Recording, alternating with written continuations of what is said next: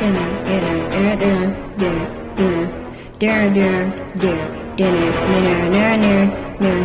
get this money and we do shmoney and we do study every single day. We get this money and we do shmoney and we do study every single day. We get this money every single day, and I'm picking up a book and reading every single day. And these people standing in my building every single day, in class with other children every single day. Teachers say great job every single day. I be passing cause I work hard every single day. I take flashy that's on God every single day. Nintendo Switch I play every single day. Fortnite day and night every single day. Sometimes me and my run fight every single day. We work it out whether wrong or right every single day. We brothers and we love each other every single day. Same father but different mothers every single day. We the best for each other every single day. That's a fact and I don't stutter every single day. Teenage mutant in the turtle cover every single day. Yeah. We get this money, we do this money, and we do study every single day. Yeah. We get this money, we do this money, and we do study every single day. Yeah. We get this money and we do. Yeah. I'm back in the studio. Y'all know it's been a lot of weeks that I haven't been in the studio because it's been like a lot of on location joints, from the tour to Summer Jam to a lot of different things, man. Like I got so many episodes coming for y'all, and it's a lot of episodes that's out already. You know, the song that I started the show off with, that was the Hoths.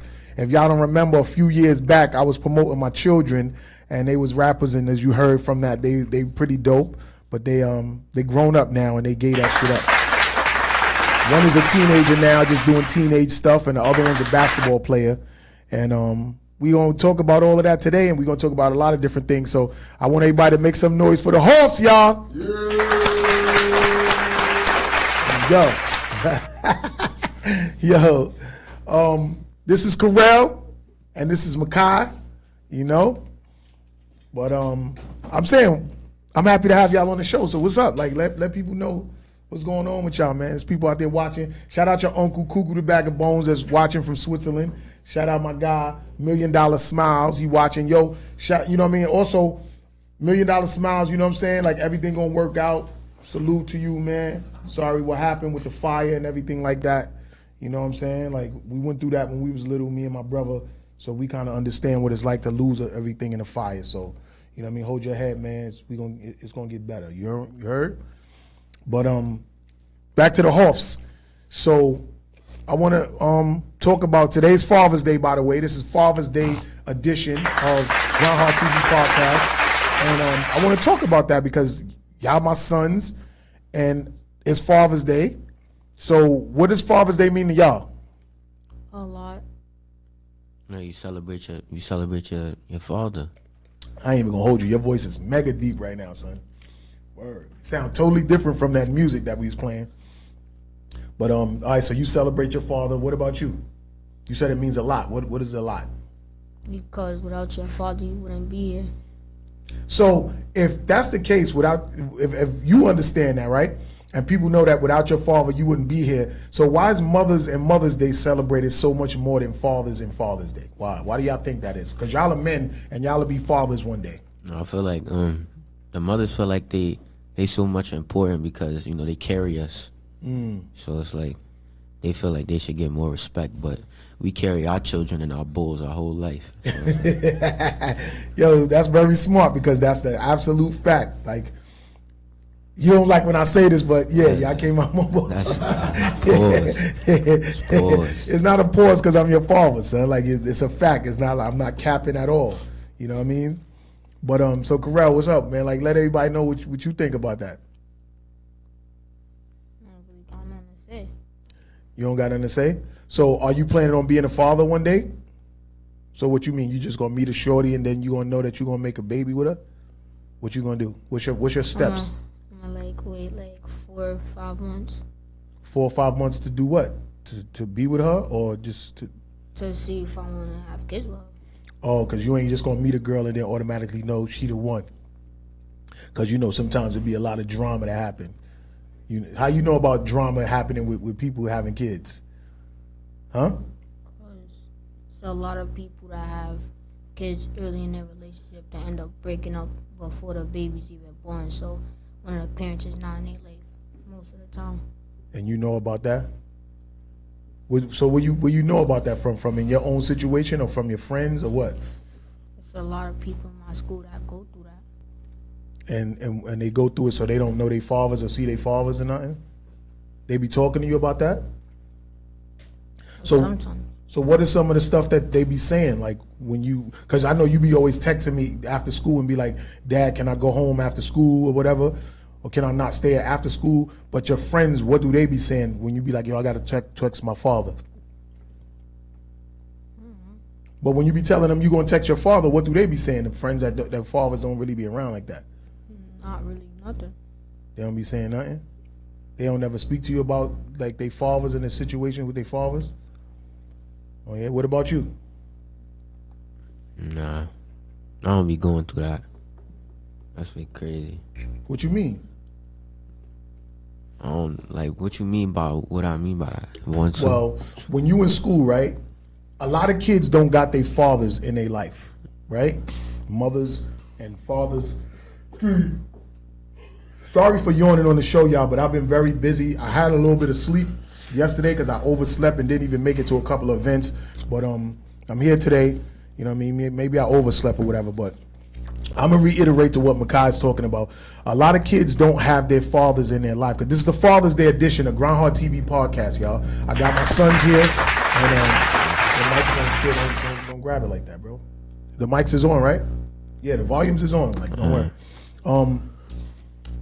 What do you be speaking to kids in your school about, like them not having their fathers around, or them just living with their fathers, or just being with their mom? Like, tell me some of the things that you go through in school with kids about having both parents, or at least both parents being in their life. May not be living with both of them together, because like Karel said, he said there's a lot of kids in the school where their father's not around, or they don't see their fathers that often. You a teenager, so y'all could express y'all feelings more about this. So what do kids be saying about that in your school, or do y'all have talks about that? It's really. See, for his age, it's different. Like when you get to my age, and like they feel like, oh, he not here, so I don't care about him, or da da da. He did that to my mom's, so it's like they don't really be talking about they father, some stuff like that. It's just different. It's kind of weird though. I ain't gonna lie, but. What's weird about it? I got my dad in my life, so I can't relate to that. So it's like...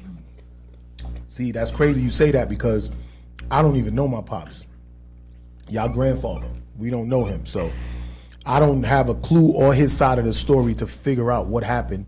All I got is my mom's, and I got to go off of whatever she said. And how do I know that she wasn't wrong in some instances?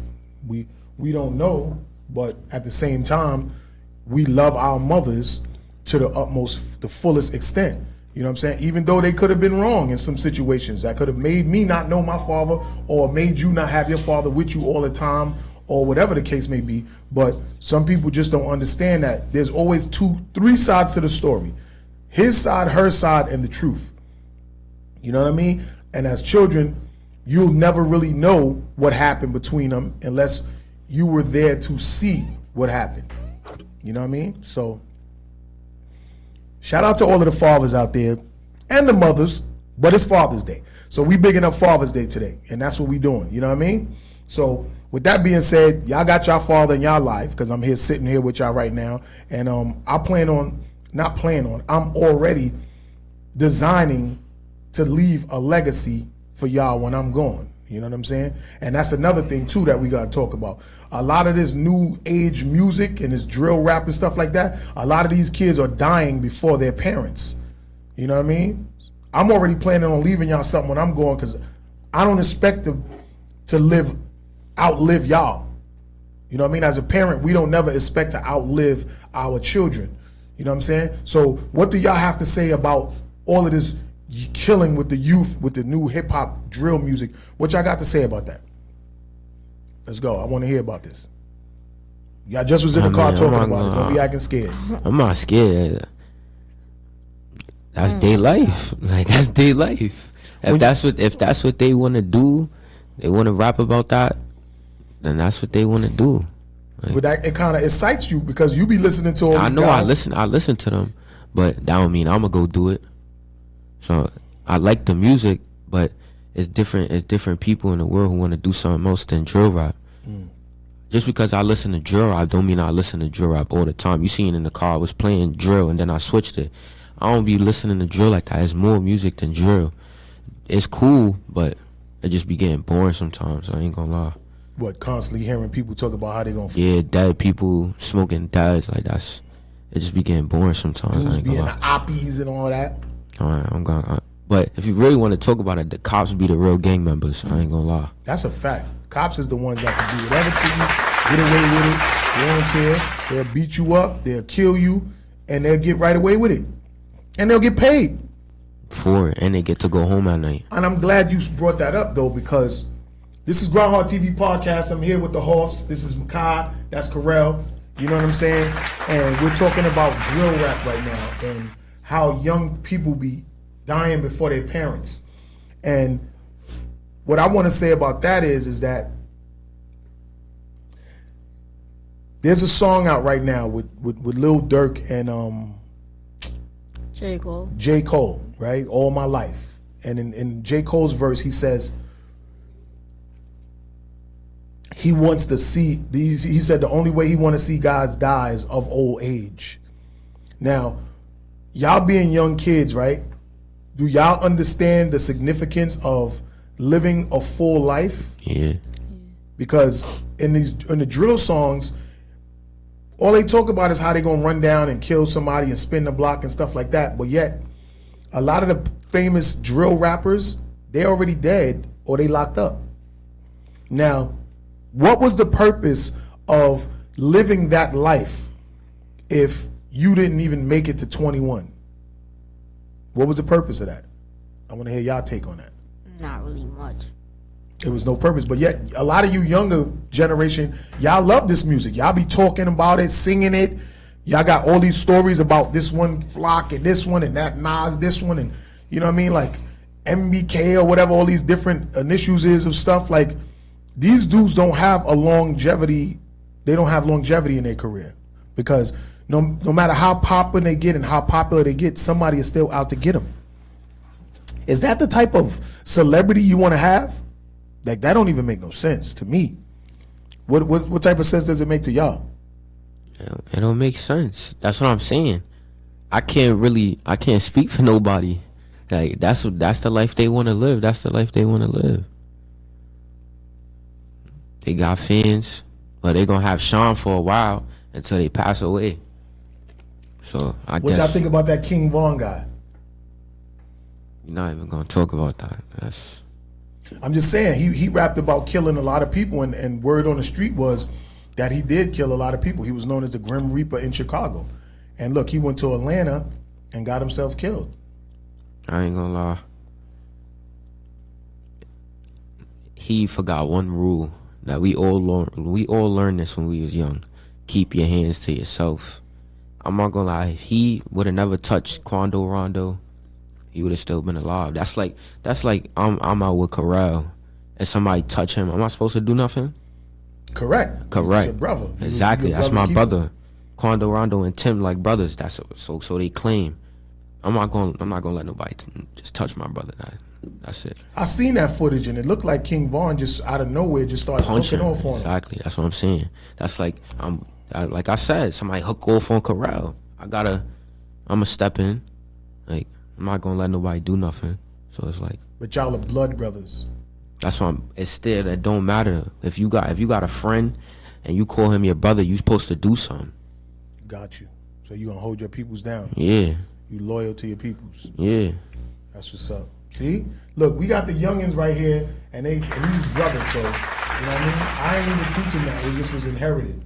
You know what I'm saying? It was nothing. We're not suckers or nothing like that, but we're not out there doing reckless, stupid stuff neither. We only gonna react when our lives are in jeopardy or somebody's trying to violate. You know what I'm saying? We're not out here doing no dumbness.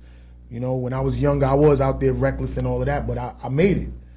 But when I was 19, I was stabbed up multiple times.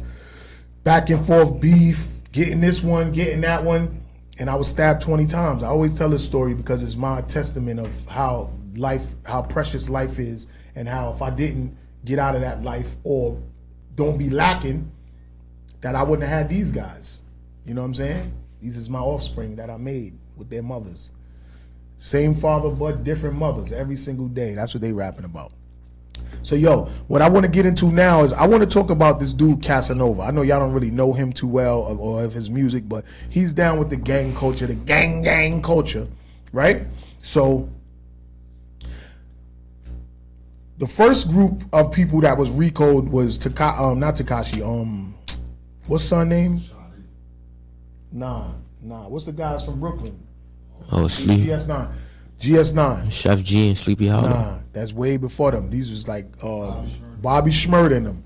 Bobby Shmurda and them was the first rap group to get RICO'd on some gang shit. It was them first. And then after that, it was what? It was the Tekashi niggas, but it was other groups. It was a lot of groups after that. So I'm saying that to say this. So many groups of gang members that was rapping and becoming successful and talking all that crap in their raps was getting RICO'd. So now here it is, we go to Casanova. This was after the Tekashi, after the GS9, all of that shit. After all of this, Casanova still was on some gang shit, rapping about gang, all of that stuff. And then they got RICO'd on some Gorilla Stone stuff, right? And it just was in the news. It just happened the other day, and I'm only going off of what was said in the news. Casanova wrote a letter to the judge saying how he's denouncing his Gorilla Stone gang life.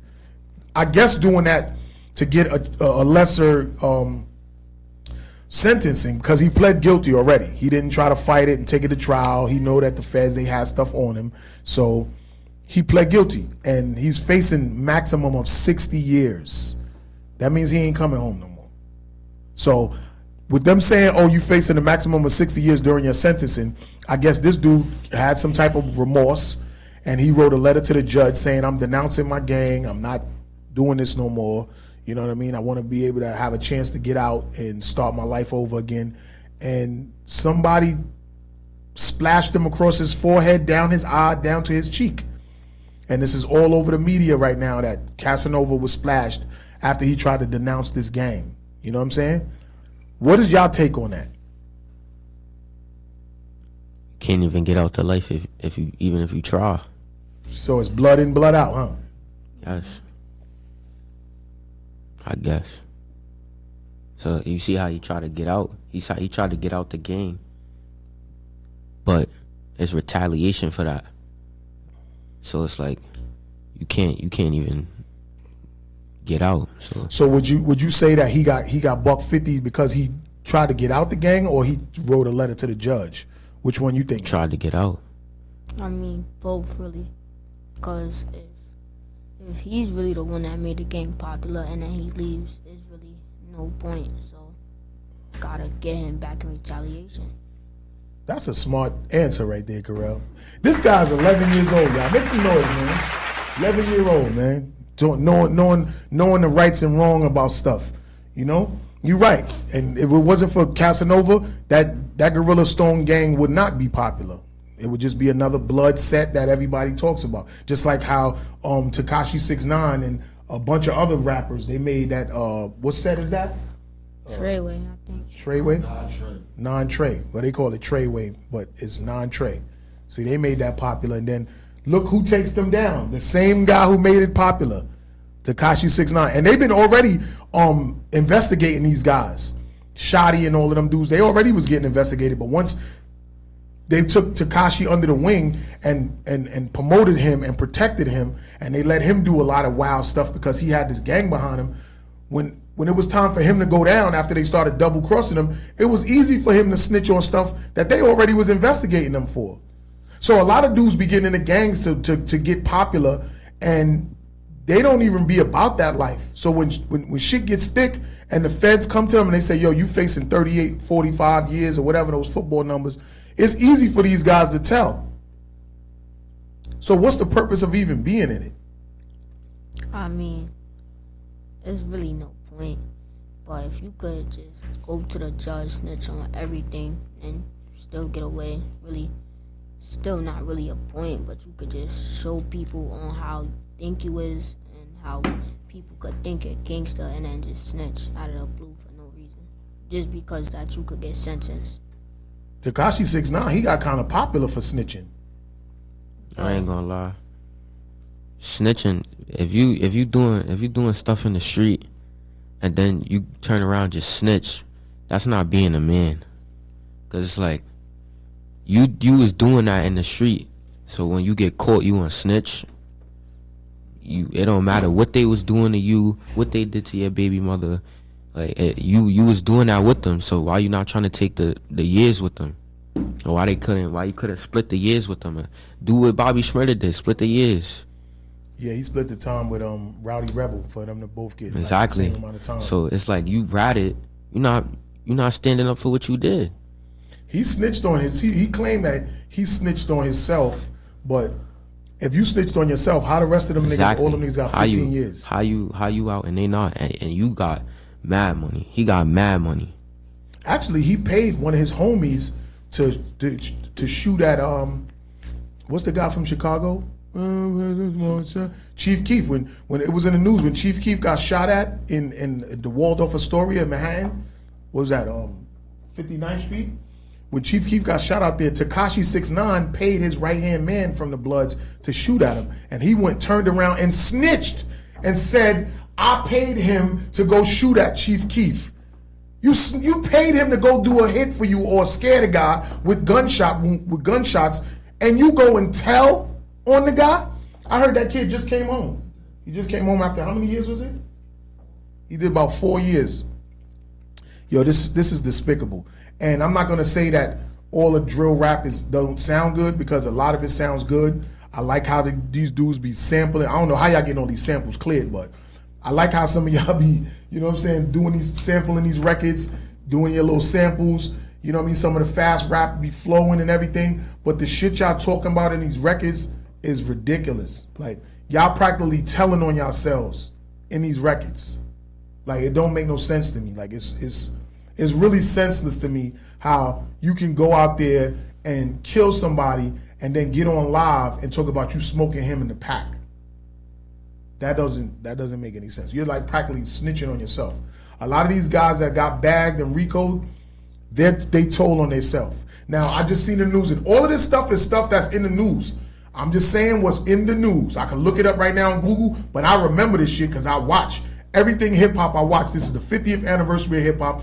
I've been through a lot of different genres of the music, different times, and a lot of stuff is going on. It's a rapper named Chef G. Y'all know who he is, right? Where does he stand in the gang culture rap right now with the drill rap? What is his position? He's locked up. No, but I'm just saying, like, what's his position? He was a very popular guy. He was popping. A lot of people rocked with him, right? Yeah. A lot of people was jacking him, right? And y'all afraid. Gang talk, y'all jacking him, right? So look, I seen on the news, right? This guy, Chef G, in Brooklyn, right? 2 old people got shot by accident. I think one of the men got killed. It was an old lady that got shot and an old man that got shot, right? The people that did it ran, jumped in a car, got on the highway, went all the way uptown, and then your boy Chef G jumped in an Uber after that. All of that was on the news. You know how? Cameras. Cameras, exactly. When the people got shot, the cameras followed the people that jumped in the car. Then the cameras followed them on the highway. I mean, they showed the car racing on the highway, getting off the exit. All of those little cameras that you see all over the place, they all work. All of them. And anytime a police don't have somebody that snitch, them cameras is telling. So this dude, Chef G, was so popping. He had so much promise going for him, a whole bunch of fans, lit, and he goes down now for murder and attempt murder because he want to spin the block on niggas. How are you the main big rapper and you out here spinning the block and running down? Does that make any sense to y'all? No. You know, I feel so bad that Pop Smoke is dead right now, and he was talking reckless and all that, but he got killed because they posted their address by accident. I don't know the real backstory, but from what I understood, they said he posted his address by accident, taking pictures, and some dudes from LA, because LA is good for running down on New York rappers and killing them. Like, it's weird to me, but it's weird. Yeah. New Yorkers follow LA gang culture, but then y'all go out to LA and you get killed. Like P&B Rock, Big, mad people go to LA and get killed. But yet New York is so influctuating with gang culture. It's just beyond me. I remember when I was young and I used to be like, oh, that gang shit ain't never coming here. And I was absolutely wrong. I was capping. Because these young boys out here is gang the fuck up. And it's weird to me. So what do y'all feel about that? Like with the whole Chef G stuff and them getting caught by the cameras just being around. And everywhere you look is cameras on every damn block, right? So what is the purpose of that? If you, let alone the forensic evidence, right? They could just forensic a gun or anything around and get your DNA, you're done. Let alone snitching being so popular that something happened and the person don't want to go to jail for mad years, so they'll tell. But you got cameras on every block, on everyone's storefront, in all of the people's houses that'll follow you for them to come catch you. What do you feel about that? That's why it's not worth it. That's why it's not worth it and wasting your life.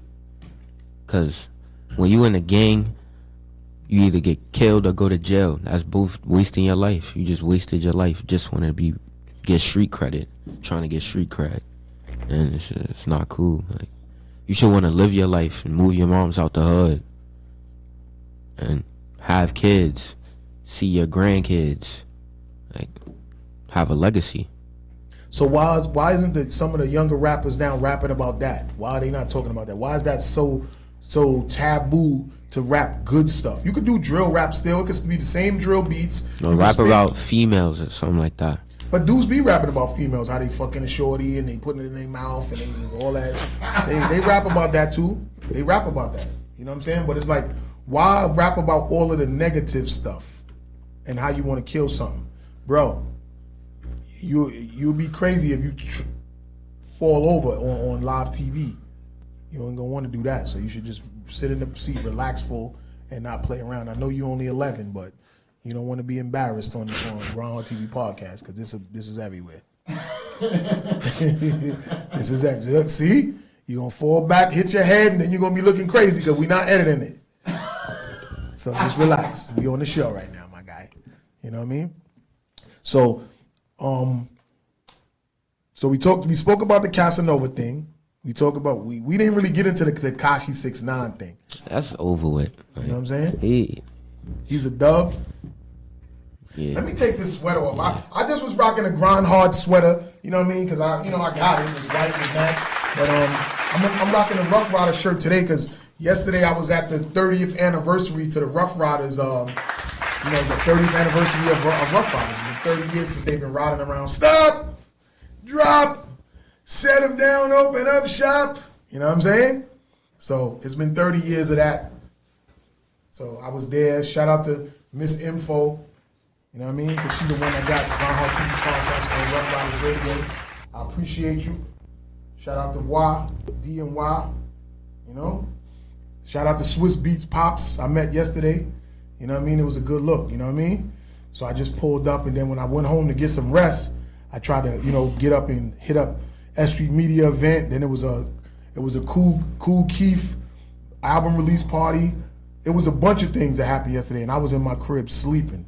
You know what I'm saying? Like, when your body says it's time to chill, it's time to chill. You feel me? That's just what it is. You know what I mean? But look, I'm gonna get into some. Let me see what time. I want to get into some music real quick, and then we're gonna come back with more. We got the Hoths in the building. You know what I mean? We got the Hoths in the building. We're gonna come back with more about this whole drill rap gang culture stuff, and we're gonna come back with more. It's the Hoths. The cat lady. People.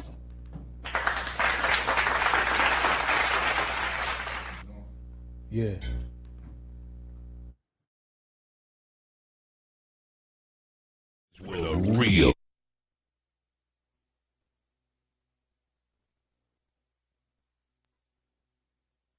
This is where the real hip-hop lives. Rough Riders Radio. 100% real hip-hop and R&B.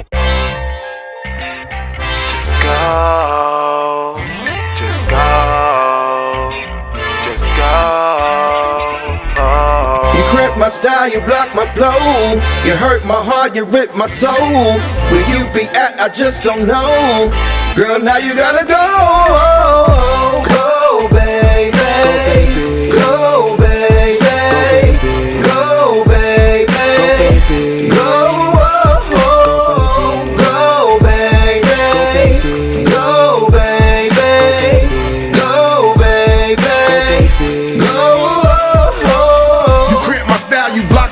But when you hang out with your girls, you don't let me know. Not trying to say your ass is fast, but you might be, yo. Telling me it's a hard task, but you ask for dough. Whoa, now it happened, you love me, my stop capping. You want me to stop rapping, support me is what you lacking. You're hating, I'm not jacking. You playing, I'm all facts. When I tell you to get your shit, my split, and get the packing, cuz you crack my style, you block my flow. You hurt my heart, you rip my soul.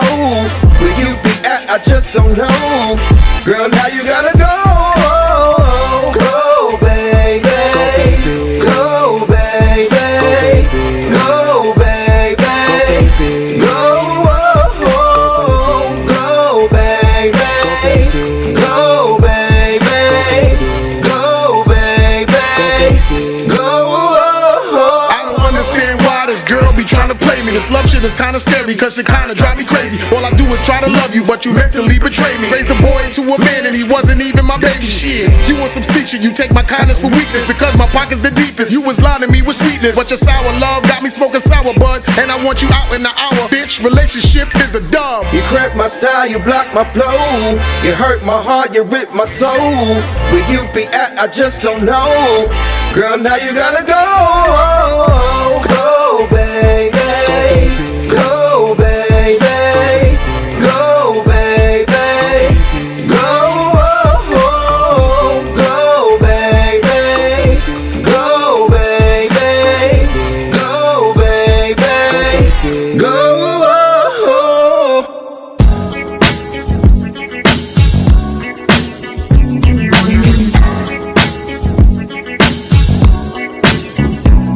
I'm new, I'm cool, ain't nobody can tell me what to do, you just got schooled.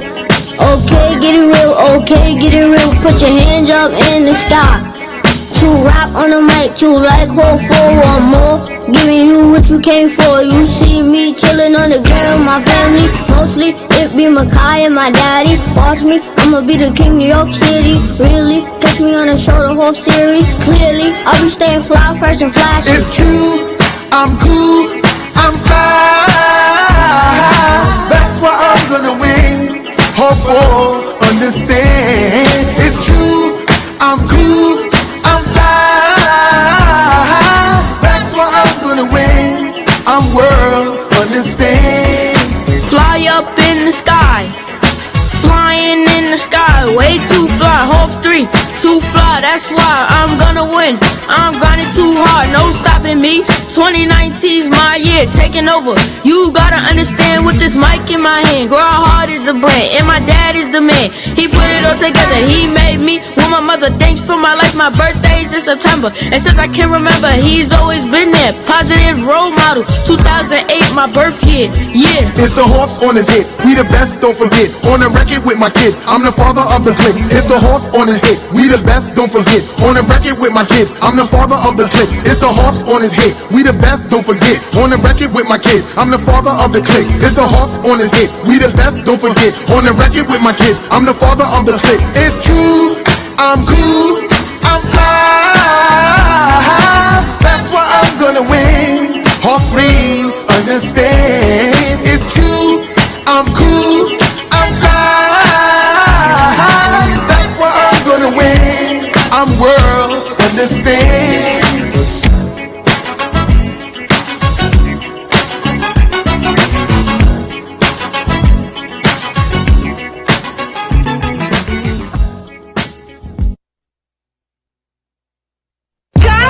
Clap your hands up top, man, clap them down low, turn around and do the wop. Do the wop, do the wop. Come on, Millie rock, Millie rock. pull a lever, that dance called the mob. Cheese slide one time. Authenticate like. My name is Whole 4 and I could give you more. And if you don't believe me, then get on the dance floor. I'ma take it to the top, then take it to the ground. You could do the hokey pokey and turn yourself around. Now I got some family and she really rock. Her name is Charlie, queen of TikTok. She does all these dances, you can name the title. And everybody copies and then it goes viral. Do the wop, do the wop. Come on, Millie rock, Millie rock. Clap your hands up top, then clap them down low. Turn around and do the wop. Cheese slide one time. Authenticate like, whoa.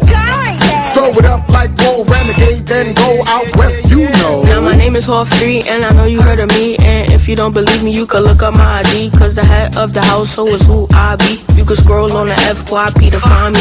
On TikTok, at me at my name Maccabi. Now pop lock with my girl cousin Charlie. And she don't stop, dance the way to the top. And she's never, ever, ever gonna stop. Clap your hands up top, then clap them down low. Turn around and do the wop. Do the wop, do the wop. Come on, Millie rock, Millie rock. Put your two fists together, act like you pull a lever. That dance called the mob. Cheese slide one time. Authenticate like, whoa.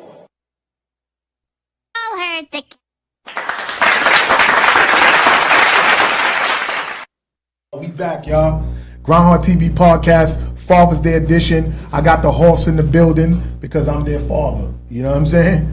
And that's just what it is. So those songs that we played, like those is like y'all songs from years ago when y'all was rappers.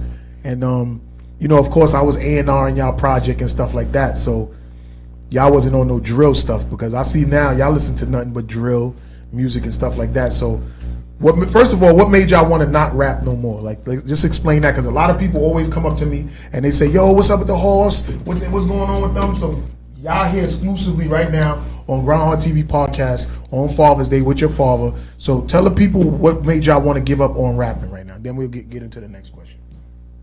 Go first, Karel. You go first. It's too much work.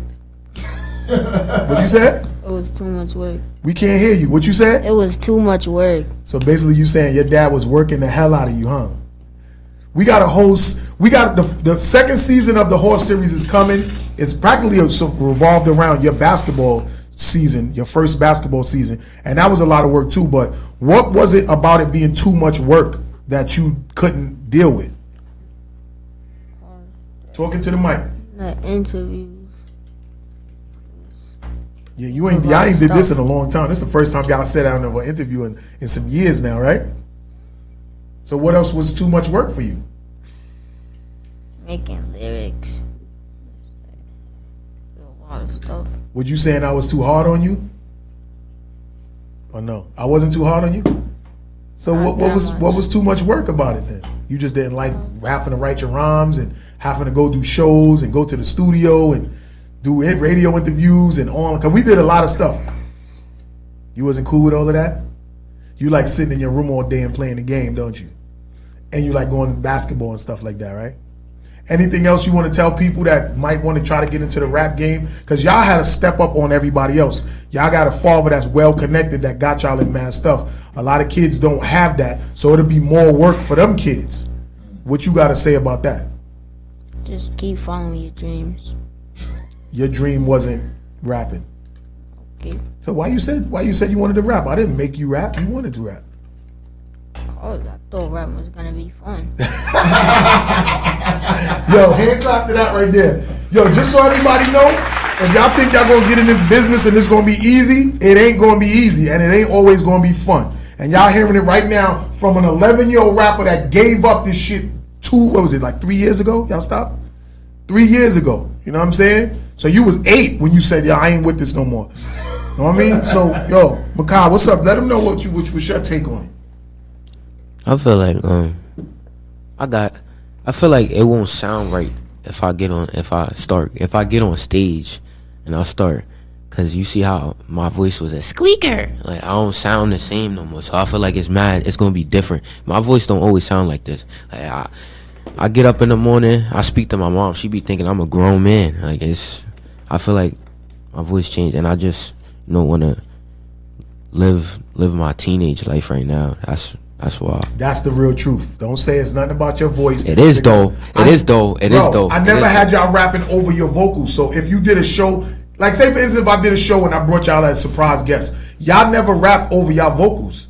Like how everybody rap now, y'all was more advanced than them. Y'all was rapping over the beat only. There was even in a hook, y'all said the hook, y'all said y'all vocals. So if it was your deep voice saying, "My name is Hoff 3 and I know you heard me," like they're gonna hear your regular voice. They're not gonna hear the little kid squeaky voice that you rapped.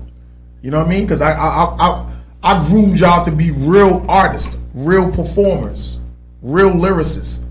So it ain't really about your voice, because the newer songs that y'all would have made, you would have been making them in this new voice right now. You know what I mean? You're a teenager now, so your voice enhanced now. You know what I'm saying? Your larynx or whatever they call it, it developed, and you would be rapping new songs over your new deep voice, and they would understand it because you would have grew up with the people. You know what I'm saying? So it's more than just your voice.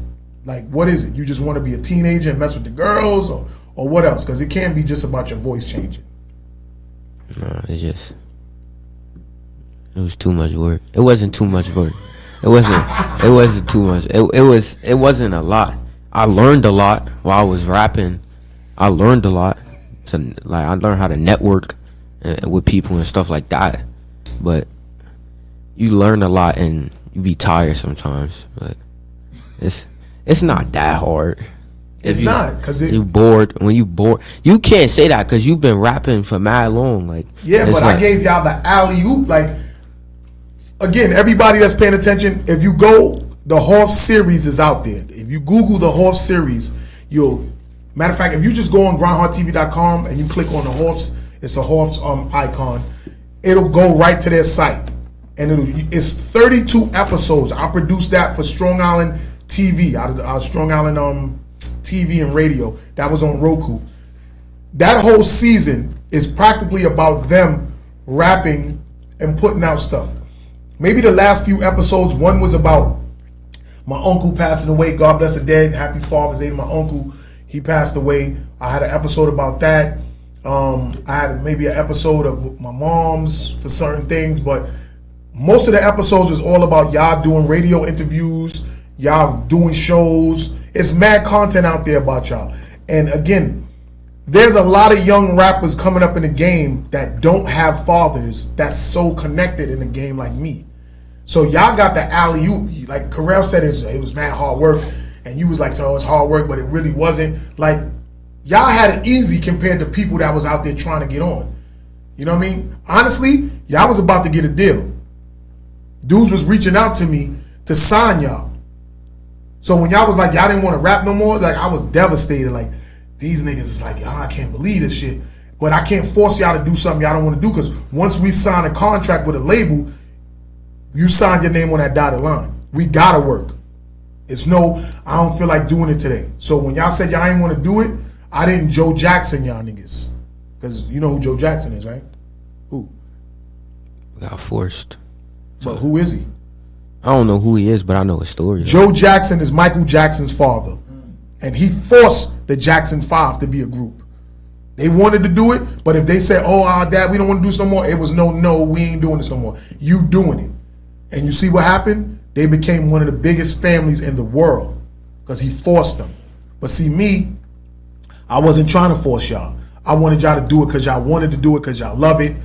And I wanted to, like, I was able to tell when we went to shows if y'all wasn't interested in it because y'all didn't perform to y'all best ability.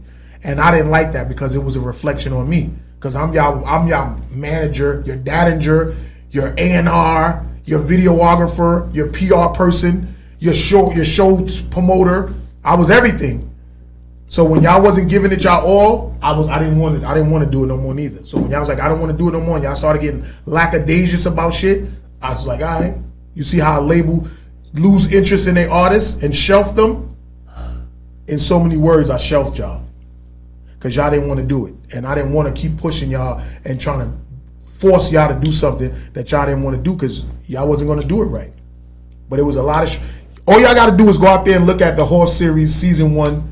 The Horse Series Season 2 is going to be mainly about basketball. And Terrell playing basketball and stuff like that. I'm also going to have an episode where Makai graduates, because he's graduating this week. Let's give a hand clap for that.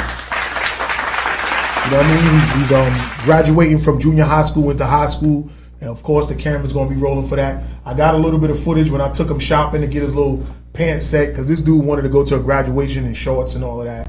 But, you know what I mean? I convinced him to wear some dress-up stuff. You know what I mean? So, how do you feel about that now, going into high school right now? Because it's going to be... High school is like college for 14, 15, and 16-year-olds. It's not just like...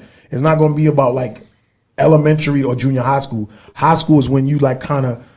growing into your manhood right now. It's going to be a lot of responsibility. It's going to be a lot of peer pressure. How you going to deal with that?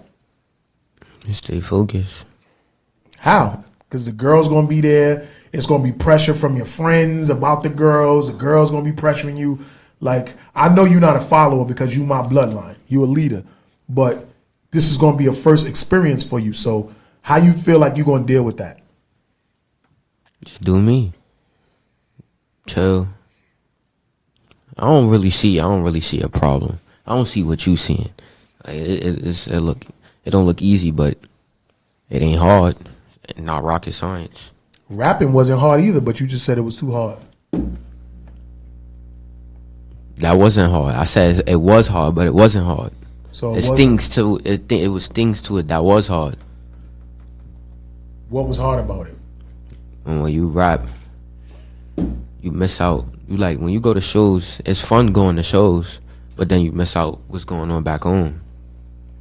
So you didn't like flying to Atlanta to do shows, traveling to Jersey, going all around the city, doing shows, getting all these radio interviews, performing and the crowd screaming and going crazy for you? Like y'all didn't like that?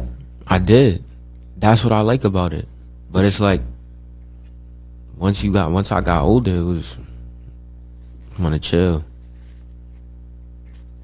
You know, anytime you want to do something, you're going to have to give it your all. I know. There's going to be times where you don't want to do it. But you got to do it. Exactly. So y'all practically just gave up on that. You know what I mean? I didn't, because I still got time. If I wanted to get back in rapping, I could get back in rapping. You could. Exactly. You actually could, because I'm still here to Exactly. assist You're still alive. Word. So if I wanted to rap again, I could rap again. But you don't. Exactly. Like, what about you, Karel? Like, you focused on basketball and everything like that. You've been playing basketball now for maybe like 2 seasons, and you already got 3 trophies. How you feel about that? It's okay. still can't beat me. What you got to say about that? He said you ain't nice as him. What's up with that? And I play ball for fun. And I play ball for fun too. Well, You step on that court, take your ankles. He said he gonna take your ankles. That's in my bars, in that song. I take ankles. It's a known fact, man. Oh yeah, wait. What you said in the song in your bars? I said what I said.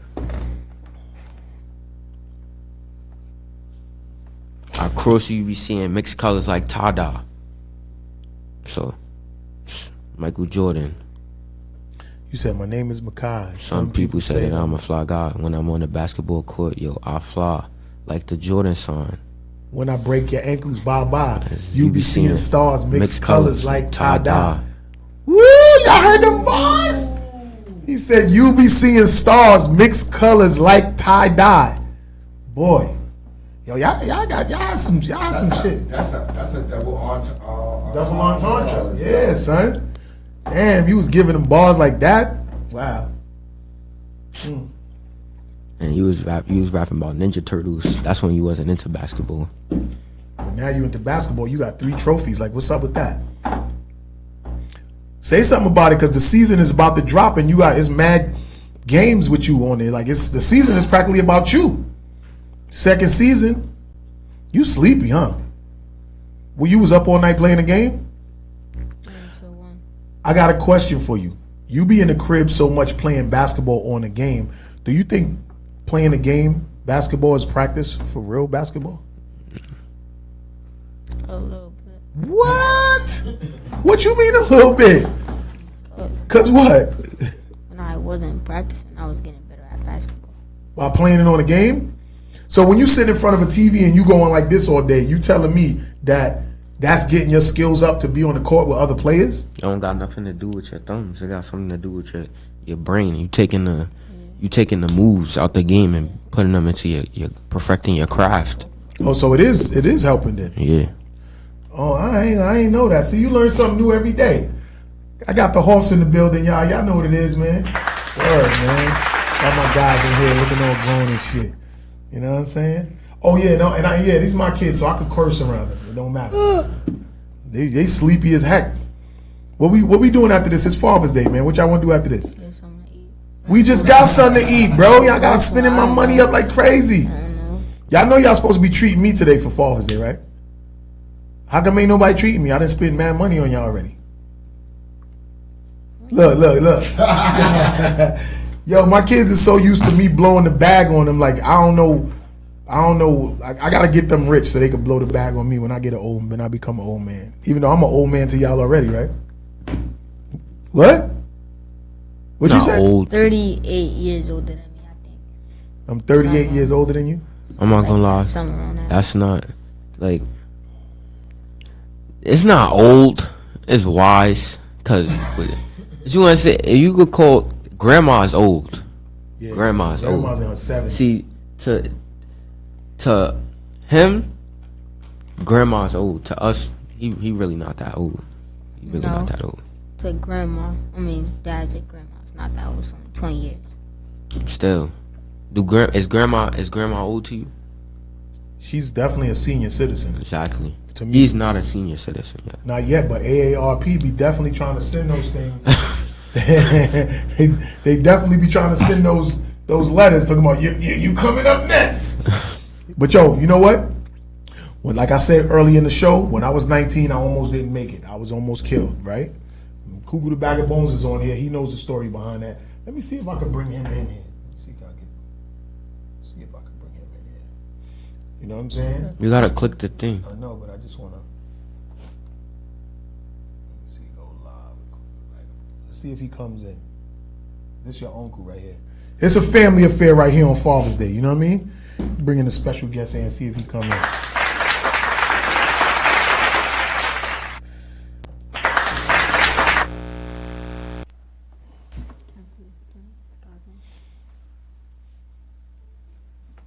You coming in or what?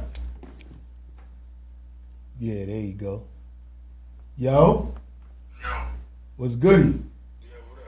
What up? Is he plugged in? Huh? Yeah. All right, well, we brought you in here and stuff, and I'm saying, what you got to say about some of the stuff they were saying, bro? I mean, the only thing I can say is that you got two intelligent sons.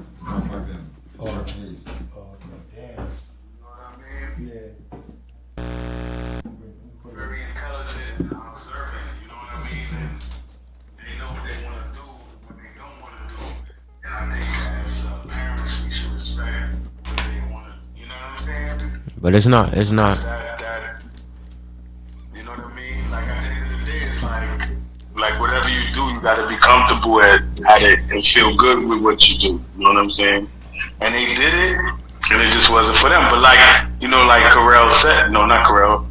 Like, Makai said, he said, yeah, he could do it again. He's young, he got time. You know what I'm saying? So I thought that was a very mature answer right there about music and stuff like that. You know what I mean? Hey, yo, Kook, I want you to say, when we was coming up in the game, we was young guys, young teenagers into our 20s. Did you feel like it was really hard?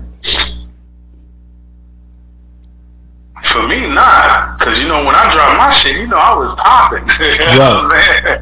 For me, it wasn't. It's just like, I think, like, when we was doing it, I think it hit us so quick when I dropped this shit. And I think we didn't catch up with the business aspect. We was in it for the love.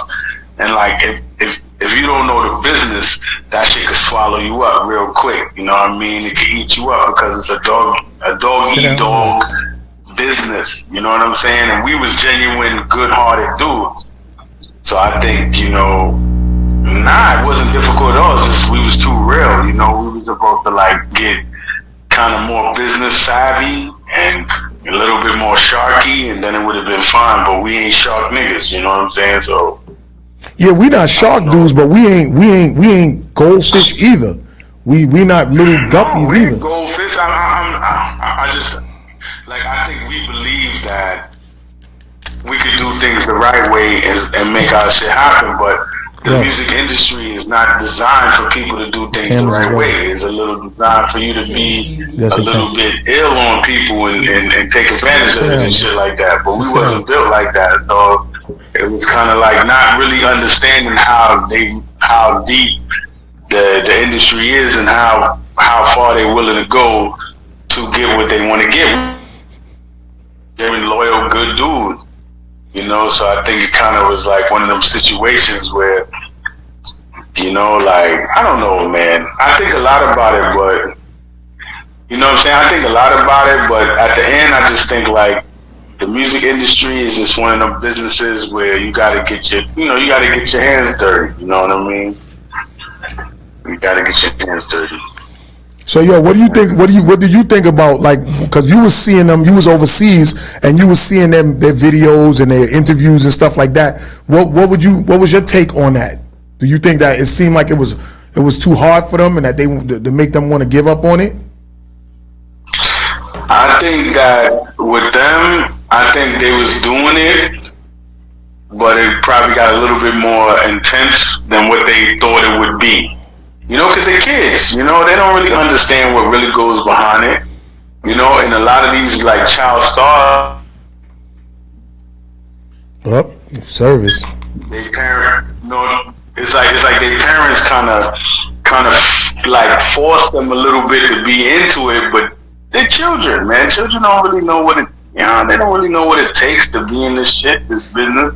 Well, look, some of them kids. But after a while, some of them kids that got forced into doing it, they became icon, celebrity, wealthy motherfuckers. Like, so were their parents wrong for forcing them?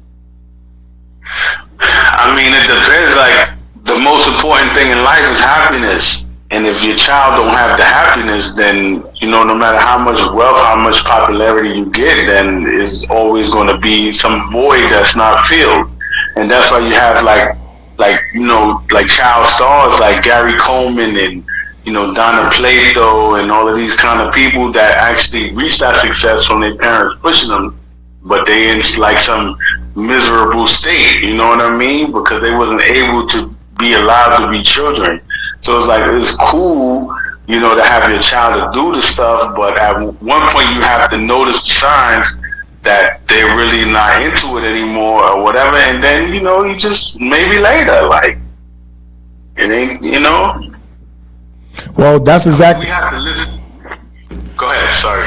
I said, well, that's what I saw. That's what I saw in them, and that's why I was, you know, able to just let it go for them instead of me saying, nah, y'all doing this. I didn't invest in mad time and money in this, and y'all got new records that we working on that they ain't even dropped yet. We ain't even dropped a project yet. We just dropped a couple songs. I didn't spend money on certain beats and all. I could have said all of that shit and made them do it, but I realized after all of the shows and radio interviews that if they not into it, it's not gonna look good, and then they're gonna be on stage looking lackluster and all of that, and I ain't with that. When, you know, I love performing. I always love that out of everything. And I need my kids' performances to be A1. And if it wasn't, I wasn't happy. So once they started showing me that they was like not enthusiastic about it and doing these shows and going on tour and so all that, I was like, you know what? I ain't pushing them to do it because I don't want to be looking crazy out here with my sons looking corny on stage. Yeah, like, you know what I'm saying? I remember one time you asked me, like, yo, shout out GHTV admin on the live. You know what I mean? Like, you know, one time you told me, he was like, yo, why you ain't got your daughter involved? And like, it's crazy because one time my daughter made a beat. I didn't even know about it. She made a beat. And she sent it to me while I was sitting next to her on the bus. And I was like, what is this? She's like, it's a beat. And I was like, word? She made a beat. I still got it. And she was like, yeah. But I never tried to push her to do what I was doing. I just let her do what she do. And you know what I mean? And she's happy like that. Like, she's, you know, a blue belt in Taekwondo. You know what I mean? Like, oh, so she whipping niggas' asses, huh? Yeah, she can fight. I mean, she already smacked two kids around. I mean, she smacked two boys around in school, some bigger dudes. You know what I'm saying? A word? But she definitely got that Bryant blood in her. Yeah, son. Nothing sweet over here.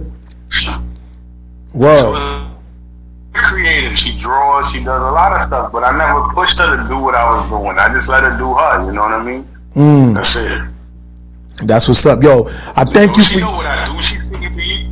You know what I mean? She go online. She check Google. She see it. Like one time, she sent me like the Who's Not a like record cover with me. She's like, Daddy, you know, she seen me, but I don't push her to do what I. You know what I'm saying?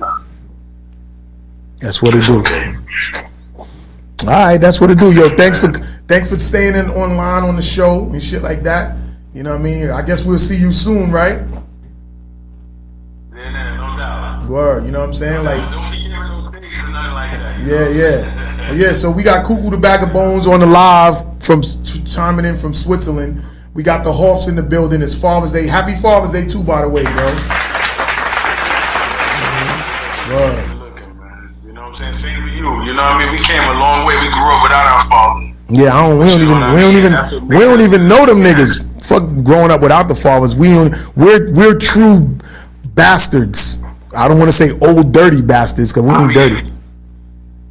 I met my father for sure. I remember when he came to take me away. But I met your father too. I remember that time when he came to take you and mommy was like, nah. She was like, you want to go with him? And you was like, no, because you were so hooked on being with mommy and us that you ain't want to go. So once he disappeared, you ain't never seen him again. So I remember I got more memories of your father than I got of my father. Yeah, I remember him. I remember the story. I remember the pictures in my head. He was like showing me pictures of my stepsister, my stepbrother. Like he wanted to convince me to come live with him. And I was like, yo, I don't know. I'm 5 years old, my dude. I'm like, how can you get a 5-year-old kid to choose between his father and his mother? You know what I mean? That's crazy. Yeah, that is crazy. So it's kind of like, you know, that's why I stayed down for my daughter, like, you know, because she shouldn't have to experience what I experienced. That's what we call breaking the chain. You know what I mean? Yeah, I feel the same way, bro, because I went through a lot of stuff with my kids' mothers and stuff like that. So, you know what I mean? No matter what, I wanted to stay linked up. And yo, you know what? And it's funny you brought that up. And this is a whole nother topic of the show. You know what I'm saying? Like, I'm so focused on being in my kids' lives that I stayed in tune with a child, believing that he was mine for his whole life. Not his whole life, but for the whole 26 years.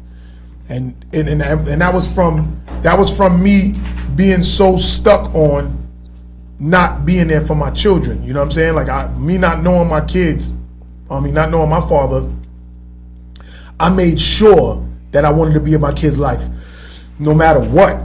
And that no matter what got me raising another man's kid for damn near 26, 7 years, man. You know what I'm saying? And I don't regret it because I definitely gave him a better life. But at the same time, the things that women do sometimes to us men, like we're the fathers, and this is Father's Day, so that's why I'm speaking about all this. The things that women do sometimes to us men, like, yo, man, it's despicable, bro. It's despicable.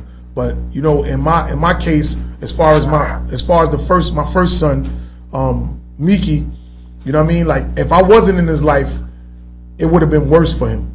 And I could tell, and I know already, because you know what I mean? So I told him when we found out the truth, I was like, yo, just look at it like this. Your mom's lied to us because she wanted your life to be better. And that's crazy how I'm here defending this woman lying to me all these years to take care of this guy and provide for him and his moms and all of them. But to ease the pain for him to now not really know his biological father from a lie, that he still had a better life from believing that I was his dad biologically. Because, you know, I was already his dad, you know, mentally and physically, but biologically, no. But his life still was great. You know what I'm saying? Being a dual citizen, traveling back and forth from America to the Caribbean, you know what I mean? Always coming with that American currency down there, doing his thing, always coming up fly, fresh and flashy, being a Bryant and all that. You know what I'm saying? And I called him today and wished him a happy Father's Day with his daughter was there. She's still young and beautiful, calling me Papa World and stuff like that. But, yo, it be a lot of things that we go through with these women that could really tarnish a situation, you know what I'm saying, that don't have to be tarnished when the truth could have just been told from the beginning. And I seen something on the news not too long ago that in the Caribbean world, there's like 80% of people, jackets are put on them. And you know what a jacket means in the Caribbean world? That means a kid is pinned on a man that's not really the father. And that's like 80% of the kids in the Caribbean, that men believe that they're the fathers of these children when they're not. So my suggestion today on Grindhard TV podcast on Father's Day is every man should get a DNA test of their children. I don't give a fuck how you feel about the woman. It's better being safe than sorry. You know what I'm saying? You need to know. There's nothing wrong with knowing. Because I remember back in the days, women used to be like, oh, how could you say this to me? How could you accuse me? How could you say that and you don't trust me? No, I don't. So men out there who's watching this, and y'all watching Grindhard TV podcast and all of the cameras that I'm looking at and live, when you have a child with a woman, the first thing you should do is get your DNA test and make sure that you are biologically that kid's father. If you're not sure. Is it no? You can't even be sure. You can't even be sure, because even if you think that you were just sleeping with that woman and she loves you and she treats you good, anything could have happened. It could have been an easy slip up. It could have been one vulnerable time. Y'all was arguing and fighting and she went out there and blamed the dude, and his nut may have been stronger than yours. So she came home pregnant and pinned it on you because she know you was the good guy that was going to take care of that kid. So I think all men, y'all need to just get a DNA test. And it's nothing against the women, but we have to be sure. Mother's baby, father's maybe. So men, when you get a woman pregnant, you can love them, be with them, marry them, do whatever you want to, but get a DNA test to know for a fact that that child is yours. Because if it comes back early that the child ain't yours, then you know the type of credibility of that woman. And that's that. I'm not coming at women or nothing like that, but yo, Maury Povich show, that's like a $100 million show, or maybe billions it generated off of DNA tests. And there was some women on these shows that had 10 dudes up there, and they still wasn't the father. How many times can this girl run off the stage and dive on the floor? You feel me? Like real talk, like this is real. Shout out Code 31 Magazine. Thank you for the happy Father's Day and all that. I appreciate that. You know what I mean? Everybody that's chiming in. Thank you. My wife is on here. She, you know what I mean? She said happy Father's Day. Love you, boo. But what I'm saying is, dudes need to just be sure, man. That's it. Just be sure. You know what I mean? Because it's one thing for you to be in a happy relationship and raising your child, but it's another thing that decades down the line you find out that that kid ain't yours. Now, just what is the odds of, let's say for instance, if I needed a kidney or something, right? And I needed a kidney or a liver or whatever, and I was like, yo, that's my son, so he gonna be the match. And we go to get this whole match DNA and all that, and then I find out on my deathbed, thinking I'm gonna get this kidney or something from my son, that he's not my son. And this woman kept that secret all the way to, she would have kept that secret until we were dead. That's a non-cipher right there. That's a non-cipher. Men, y'all need to just figure it out. This is Father's Day, Grindhard TV podcast. I want y'all to be sure. Be sure, man. That's it. That's all. That's all. It's nothing against the women, but yo, men, be sure, man. It's Father's Day, man. All of y'all guys out there, I'm pretty sure it's a lot of guys out there celebrating Father's Day with a kid that ain't theirs, and they don't even know it. I know it's a fact. I was one of them guys. Yeah, but you know, like me, it's like, you know, when my daughter mother, when she said she was pregnant, I never doubted her because I felt it. You know what I'm saying? Even before she knew she was pregnant, I felt it. Because one day we was like eating some sushi in the restaurant and she couldn't eat it, and I was like, yo, you pregnant or something? Like I just felt it. It was a feeling, and I never questioned if it was mine or not. So when I seen my daughter, I was like, all right. Yeah, she's ours. I just felt it. She's a Bryant. I just felt the connection. I never doubted her. I was like, yo, this is my little girl. Like I knew it. Well, I'm not even gonna hold you. Like when it comes to children like yours or like them, because they look like me, but even still, I still needed to know. But with her, your daughter, she's definitely one of us. She looks just like us. You know what I'm saying? Like, there's no doubt in my mind that she's one of us. She's a Bryant for sure. You know what I'm saying? But she look like 7 different people in our family, son. yeah, she looks like all of us. She's a mixture of all of us.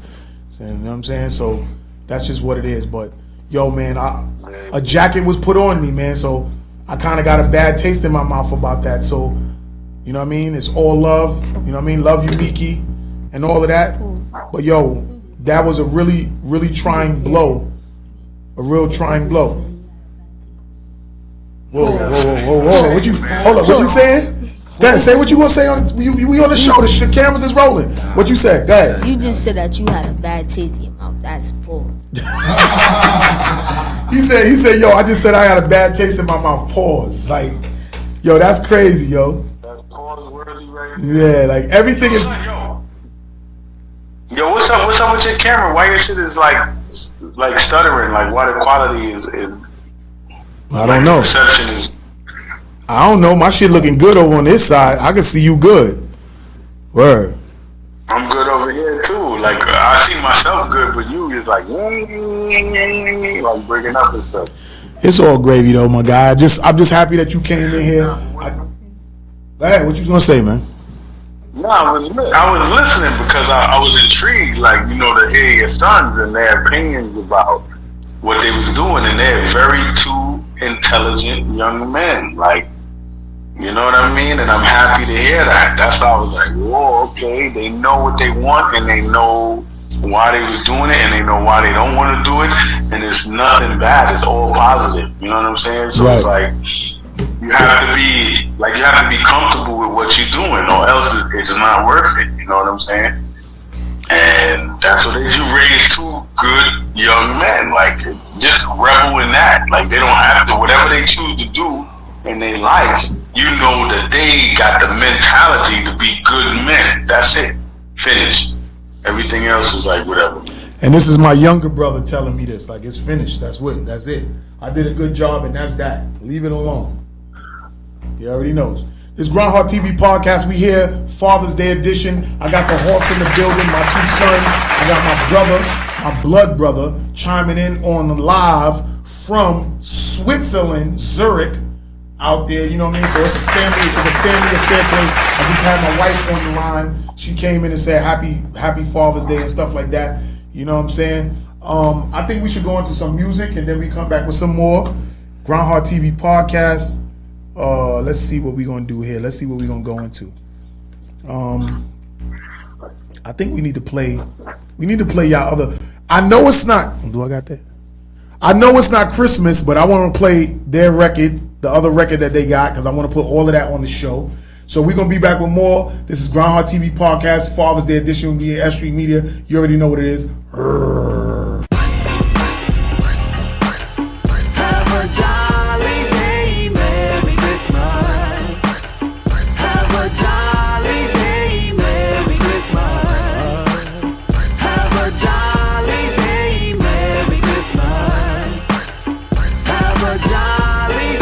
Trees going up, waiting for Christmas. 25th of December, it's when families come together in the cold weather, playing in the snow, getting what we want, playing 2K, having fun with siblings and cousins, family all around the tree, more presents for me. Fortnite, PA4, toys, code galore, all my grades is high score. Hit the stores and get more, back home, eating food, and we watching YouTube. It's Christmas, everybody in a good mood, eating turkey, mac and cheese, stuffing, collard green. Can't forget dessert, cakes and pies with the ice cream. Make sure I'm laughing on my new clothes, nice things. I be eating cause of my grades and my school passing. Thanks to all my teachers, do a great job when you teach us. So when Christmas time it reaches, I get everything I see cause it's Christmas. Merry Christmas. Have a jolly day. Merry Christmas. Have a jolly day. Merry Christmas. Have a jolly day. Family together, having some fun. We about to blow up. Family drinking eggnog, whole 3 and whole 4. In the room playing on the P4. Mad at 11 or 2K20. We be cracking jokes cause everything is funny. It's Christmas, we be getting gifts and getting money. And our stocking stuffing, sex and dad and our mothers. I'm so glad I got brothers. Maybe Santa Santas above us on the roof with a slat, with a suit, red and red. He slid down the chimney, and this is what he said. I know when you be sleeping and I know when you awake. I know if you bad and good, so be good for goodness sake. I said, thank you, Santa. Here's some milk and cookies that I bake. He said, I'm so tired of cookies, I wish someone would leave cake. I said, no problem, I got you. Thank you, cause my gifts are great. Now chill when you come down the chimney, I promise you'll be straight. Merry Christmas. Have a jolly day, Merry Christmas. Have a jolly day, Merry Christmas. Have a jolly day, Merry Christmas.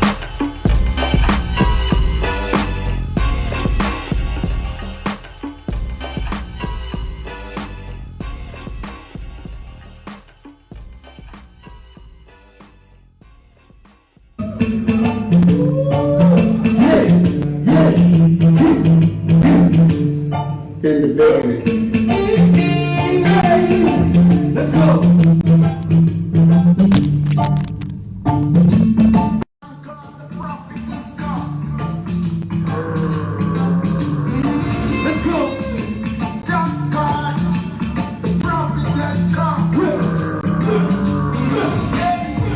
Sometimes I wonder if I should even smile or cry. Another time I wonder if I should just wipe those tears from my eyes. I'm sick and tired of the pushing around the line. Hey, cause this is what I want to jump this on me.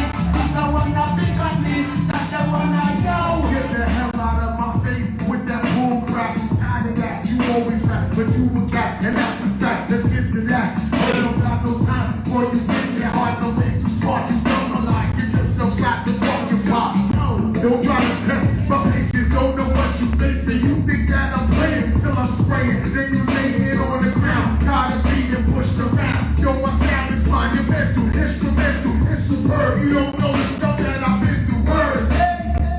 Sometimes I wonder if I should even smile or cry.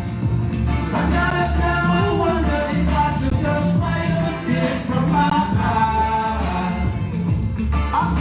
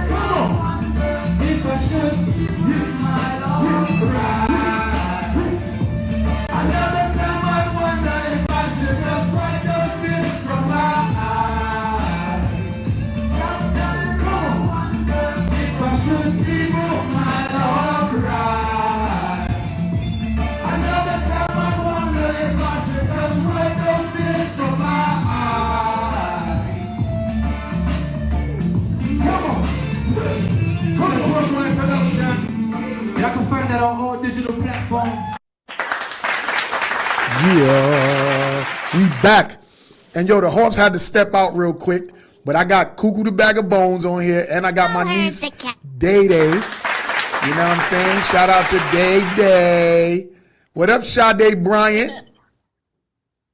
Nothing. Happy belated birthday. Happy belated birthday to Amir. You know, sorry I didn't make his party, because I think what we did that day, we was at I was at some concert or something. I was performing somewhere. Yeah, you was at the parade. Oh yeah, we performed at the Puerto Rican Day Parade that day. Yeah, man. Yo, Daddy, when you gonna get up with us so we can see Amir? I used to love going to the Puerto Rican Day Parade. I used to love going to Puerto Rican Day Parade, man. Oh shit! I used to be up there wilding, like chilling, wilding and chilling. What you said, Uncle Earl? I said, when you gonna get up with us so we can all like hang out and shit like that? Well, my last day at work is the 27th, so I'm free for the summer. All right, so you need to start getting up with us and stuff and hanging out. You know, the beach be popping out there in the Rock. You know that? Yeah. Yeah, but it's something you shout out Blurred Visions, shout out She Mag that just came in. Happy Father's Day to everybody. Now, what you was gonna say, Day Day? I just wanted to tell you Happy Father's Day to both of y'all. Actually, y'all know y'all raised me to be the young woman that I am today, and you know, thank y'all because I'm very successful. You know. Did you tell your mother that? I don't gotta tell her that because you know it's nothing like having. It's like, you know, we're mothers, you understand, but it's nothing like having a father figure in your life, you know. And I didn't really have that, and you know, you guys had your own stuff going on, but y'all always made sure that, you know, I was alright, and y'all came and y'all showed up and y'all showed out for me every time. No doubt. This is my first niece. Me and you know our connection. Hey yo, Day Day. What you mean? What you mean? What you say? You know what I mean? Somebody's saying that they can't hear. And I don't know why. Say they can't hear out and about with the family. Oh, okay. That's Karim Bliss Johnson. Yo, happy Father's Day, Karim Bliss Johnson. Yo, Day Day, you know what's so crazy? That you know what? Who was the first person to see you born after your mom's? Yo, Uncle Cook, he never let this shit up, man. Let me tell you. He always never lets me forget. He always tell me, he's like, yo, I was at the hospital. I'll never forget. He was like, I was at the hospital, and he was like, I got there, and he was like, yo, he's like, they had you flipped over, and he was like, yo, I got another nephew, And he said, the doctor flipped me over, and I seen that you had lady parts, and he was like, oh, what the flunk? I got a niece. Word. That's when I was like, yo, Coop, we got a niece now. Because before you, we didn't have no nieces. You know what I'm saying? And you was the first niece for us in a long time. And I was shocked. Matter of fact, I saw you before your mom's because she was so out of it. She was so out of it from the drugs that she was knocked out. She didn't even know I was there. And I saw you first. So out of the whole family, I was the first person to see you. You know what I mean? Y'all was like my kids first before I had children. You know what I mean? Yeah. So that's crazy right there. You know what I'm saying? What you say? You know, and it's when I sit back and I think about certain things like that and how, you know, my father wasn't. I mean, I love my father, you know, but when I sit and I think about who was really there for me, it was you, it was Uncle Cook, and it was Stephen. So I really appreciate, you know, y'all and, you know, everything y'all done for me. You know what I'm saying? Now I'm raising my own young black king, so it's like it's important for him to, you know, have a father figure in his life. He's definitely a handsome little guy too. He is, and he's so smart and independent. Yeah, but that's kind of like natural. That's kind of like natural for us. You know what I'm saying? Yeah. But how you been anyway, Day Day? Everything is fine. I'm graduating school in August, so I'm excited about that. So when you gonna send us the invites and all that? Yeah, I'm gonna send y'all the invites and stuff. I'm just getting everything together. Okay. Oh, you look like you around your way right now. Oh yeah, I just got home. I went out to brunch with my friends. Oh, okay. So what, you just got out of an Uber? Yeah. So, Day, what does Father's Day mean to you? Well, Father's Day means to me togetherness, family, having a role model, somebody to look up to. You know, that's what it means to me. Did you call your father today and say Happy Father's Day? I sent him a text message. Oh, she sent him a text message. I sent him a text message. Yo, Day, how many siblings you got on your father's side? I think it's like about 14 of us now. That's it? Yes, about. I thought it was. Your world, why you trying to blow it up? No, I thought he had more kids than that, honestly. Well, to my knowledge, it's 14 of us, the ones that we know about. You know, we scatter like roaches. Yeah, I know, but it's nothing wrong with having a lot of kids. You know what I'm saying? Like that keeps our bloodline going. Well, actually, his bloodline. You know what I'm saying, on his behalf. But ain't nothing wrong with him having mad kids. You see what Nick Cannon is out here doing. You know what I mean? Yeah. And he's trying to turn his kids into a band. So he's trying to be Joe Jackson out this bitch. Right. Mariah Carey dubbed that shit. She was like, Mariah Carey's like, my kids ain't getting in no band. Yeah, but the thing with me is that I wanted more kids, but I wanted it with the mother of my daughter because I ain't want to have mad kids with different women. You know what I mean? So what you saying? You saying you would have had more children with her if she wasn't crazy? Yeah, that's exactly what he's saying.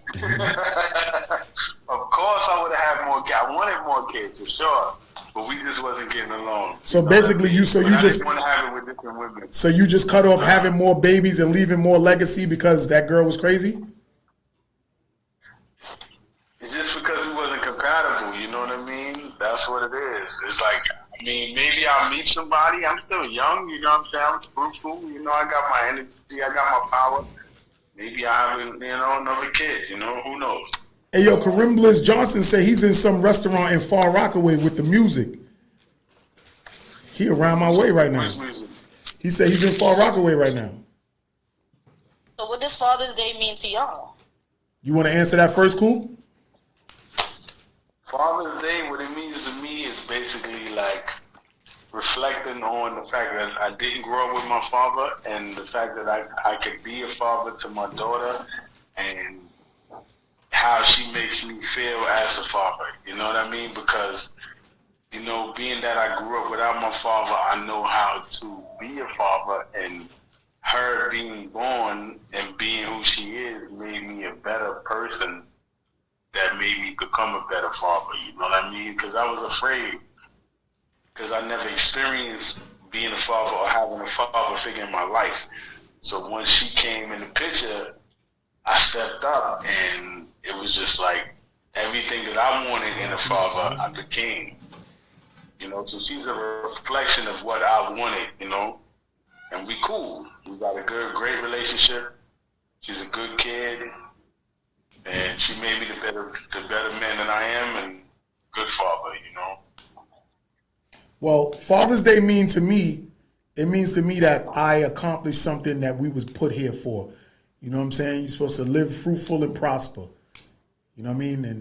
And I'm prospering by having offspring out here that I made to live on after I'm gone. You know what I'm saying? And that means everything to me. Because once we're dead, if we don't have no children, our legacy dies with us. There's certain guys that I know that are grown, like 50-something, 60-something, and they don't got no children. And I'm like, yo, well, so what's going to happen when you die? You know what I mean? Like, who's carrying on your legacy? Like, after you, it's over. Because their parents is dead, and it's just them, and they don't have nobody. And I'm like, yo, my nigga, you can make babies all the way up until you dead, right? And dudes don't be like, nah, I'm good. I'm like, but once you die, that's the end of everything for you. So where's all of that pension and all of that money that you didn't work for and save gonna go? You know what I'm saying? So being a father to me is everything, man, because I get to live on through the children that I had. Like, history and the future is very important. Now, if you notice, some of the biggest families in America, it's all through generational wealth, from Johnson & Johnson to JP Morgan Chase to Rockefeller to a bunch of stuff. Even from the Brits with the queen and the king and all that. That's all through the lineage. So we're here to make children to keep a lineage going on. You know what I'm saying? So when I found out that the first child that I figured was my biological child wasn't biologically mine, and his daughter was not biologically my granddaughter, yo, I ain't gonna front. I'm kind of crushed by that, even though I still love him and her and everything like that. But that actually shortens my lineage. And all of those years that I felt that this was my child, and I was like good with me having an older son with a daughter, knowing that eventually this daughter's gonna make more babies that's gonna keep my lineage going, I was shortened of that through a lie. Yeah, but at the same time, it's like, look, you got 2 sons already. I do, and you can say all of that cool. You can say all of that cool. Well, hopefully they make 10 kids apiece. Yeah, you don't know. You don't know, like, because they 10 still kids young. is wild. You know? 10 kids is wild. So it's kind of like, you know, like you got Makai, you got Corral, and you don't know what's ahead of their life. Right. You know what I mean? So at the end of the day, it's like, yo, you just did your job, and it's up to them to do their job. You know what I mean? I wish I had a parent like Uncle Will, because my mom told me don't bring home no more kids. And I think I'm doing well off. Yeah, but you don't live with your moms. You an adult, responsible adult, living on your own, so it ain't what your mom say. It's what you want to do. Your life is your life now. You feel me? So it ain't what your mom say. I know some parents are kind of like possessive and want to be in control, but once a kid gets a certain age and they move out and they start their own family, the parents could give advice, but you can't dictate what a kid want to do. That's just like even with my young ones. They didn't want to rap no more. I could have easily forced them and made them do it, but I didn't want to do that because I don't want to be that type of parent that makes kids do something that they don't want to do. Well, her thing is that she said Amir's still young and he still needs all of my attention. So she said she felt like it would be selfish if I brought another kid into the equation. But it's like for example, me and Sky are close in age, you know? We're 4 years apart. And me and Sky are very close. Me and Stephen 7 years apart, and me and Stephen are really close. I don't think it is when you have kids. I think it's just, you know, how they gravitate towards each other. Like, if you sit down to your kid and you explain to your kid, like, listen, mommy's gonna have another baby. It's not gonna take away from you, but, you know, it's gonna be a lot. So, you know, I think they'll understand, because the man knows I love him. He knows I'm his mother. He knows that, perfect example too, he knows he has a father, and he knows that he has a stepfather, you understand? But he knows the difference. He knows who his dad is, and he knows who Quan is. So now I got a question. I got a question about that, Day, and I'm not mad that, you know, he has 2 fathers, like, you know, a father figure and a biological father. But how's your baby father looking at that? Because I seen you post a picture and saying Happy Father's Day, and you have the stepfather there with your son. So how does his father feel about that? Because I know how aggressive he could be as far as trying to be the dad and everything like that. And I feel like 2 men helping raise a child is better than 1, but how does his biological father feel about you promoting the stepfather as his father on Father's Day? Honestly, his father doesn't like it.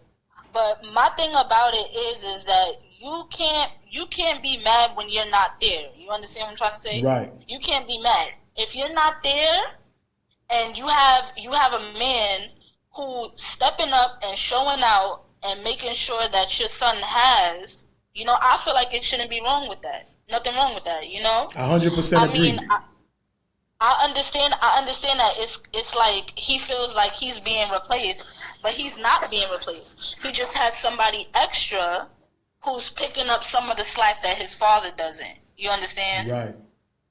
So it's like, Hold up. So the guy that's on your Facebook that's in the pictures with Amir is not really the father. Nah, that's her fiance. That's my fiance. Oh, okay, I didn't know. So it's like you can't be mad at somebody who has respect for me and who has respect for your son. And when I call you and tell you like, yo, Amir's having a Father's Day breakfast, and you make it your duty to not prioritize that when you know that this is something important in his life that he's gonna look back on and be like, damn, Quan is there. You know what I'm saying? Because I told him, I was like, yo, he's having a breakfast. He said, I have to drop my girlfriend off. I can't do it. Whoa, cool. Whoa. On Father's Day? So, on Father's Day? Wow. Yeah, so that was that. So I was taking Amir to school, you know, because I was gonna go to the breakfast.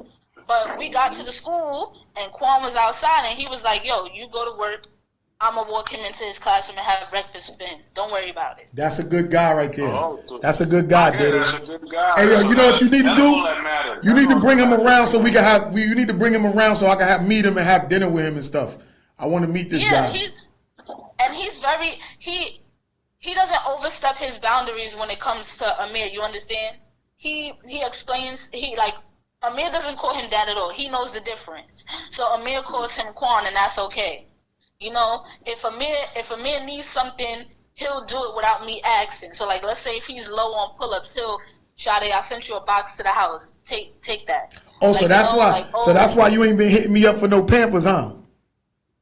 Nope. You got you a man's now, huh?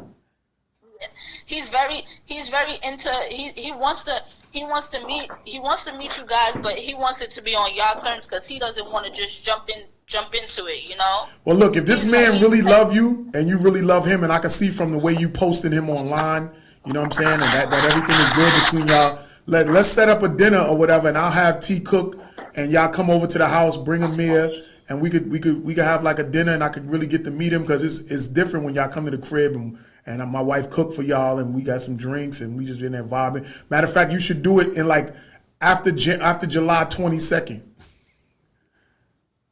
Okay. You know what I'm saying? Like maybe July 23rd or something like that. Like, you know what I'm saying? Yeah. Word. And he also motivates me to do things better for myself, you know, to be a better parent, to Amir, to be a better person for myself. Because I don't think y'all know I dealt with postpartum, you know. So I was depressed and everything like that, and he helped me get out of that. He helped me enroll back in school. He done a lot of stuff in my house. He done painted. He brought me a couch. You know, he made my house feel like a home. You know, so yeah. I can respect that. You know, any man who could step up and show out. You know, stepfathers matter too. Yes, stepfathers definitely matter. As long as he respect you as a woman and as a person and respect your son, that's all that matters. Yeah, that's it. Wow. Yeah. So I'm excited. I'm excited to hear that. Shout out Miss GBX1 out there in Miami. Florida. You know what I mean? She just was up here on the tour that we did. All of that footage is coming soon. It's going to be on UBC TV network, Glue TV, Rough Riders Radio, S.STREET Media. We out here. We doing it real big. So shout out Miss GBX1. I appreciate you. You know what I'm saying? We did a lot. It's Father's Day on Grindhardtvpodcast. We have the horse in the building. They actually running around the studio right now somewhere. I got Kukoo the Bag of Bones, my brother, on us live. I got Day, my niece, my first niece. Actually, were you my first niece? Was David's son? Was David's daughter the first niece, or you was the first niece? No, it was Day. Yeah, Day's the first niece.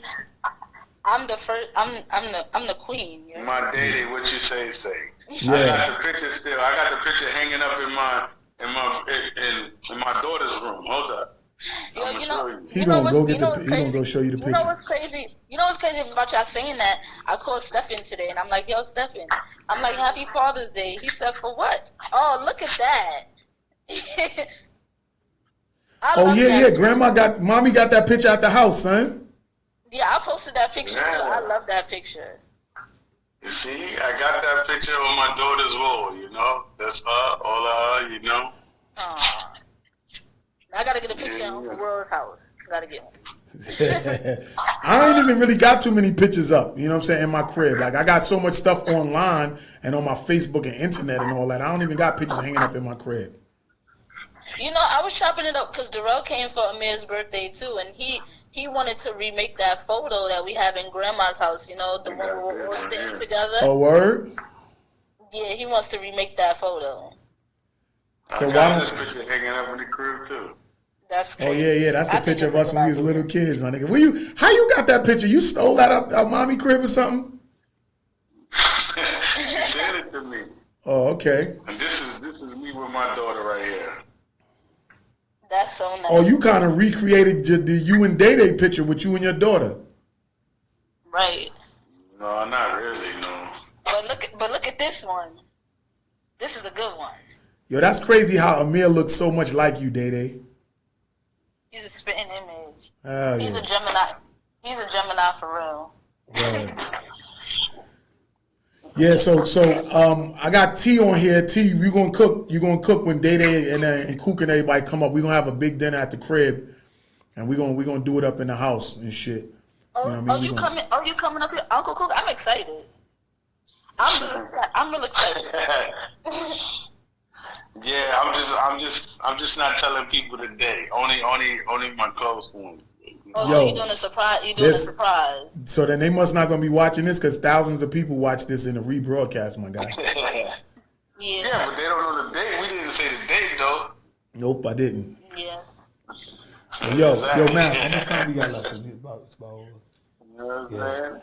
Well, look, y'all, this is the end of the show. I appreciate y'all and I love y'all. I just want to let y'all know I love y'all. My niece, my brother, my sons. This was a Father's Day episode on Grindhardtv Podcast. You know what I'm saying? I love y'all, man. Like, no matter what, I love y'all. You know what I'm saying? There's a lot of people I don't love, but I love y'all. You know what I'm saying? Love you too. No doubt. You know what I mean? So I just want to say family thank you for coming on my show on the Father's Day edition of Grindhardtv Podcast. Shout out to my wife that's on this live too. She listening. Yeah, you are gonna cook when everybody come up, and we're gonna have a big family dinner at the crib.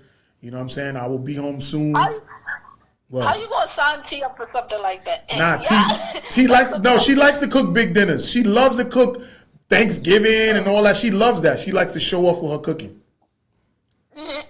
You see how she want to cook Thanksgiving every year, no matter what.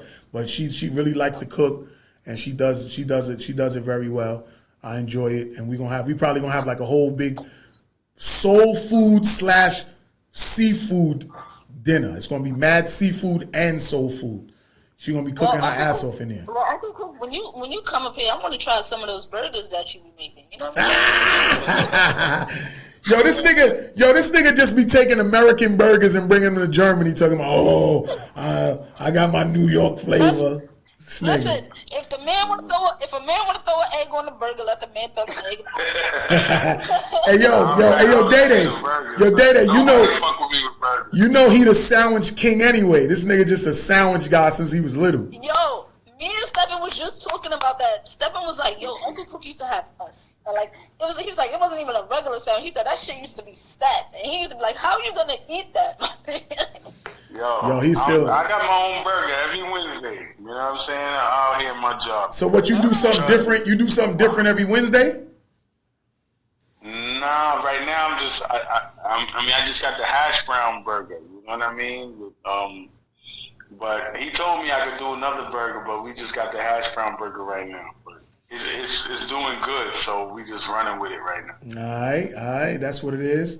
You know what I mean? Shout out to Money Black TV just joined in, but we about to end the show right now.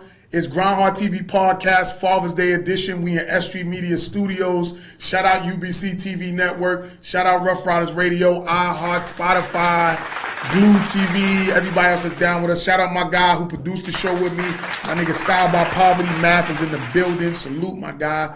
Happy Father's Day to all the fathers. My niece, my brother, my sons in the building. Love all of y'all. And we're going to come back next week with more. You already know what it is. It's Grindhardtv.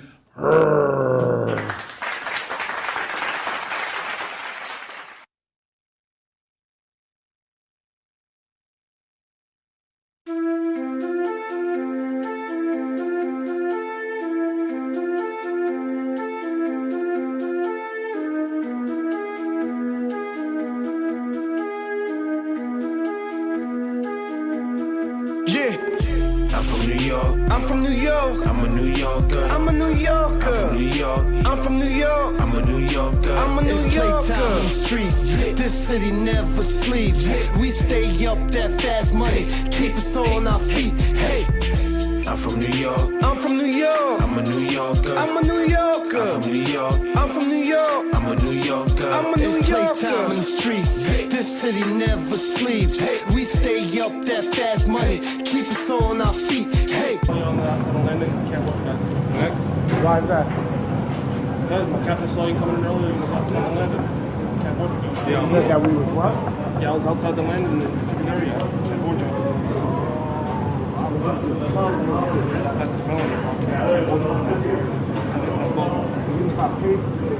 So my captain saw you, got it on camera. I can't board you guys. I'm sorry.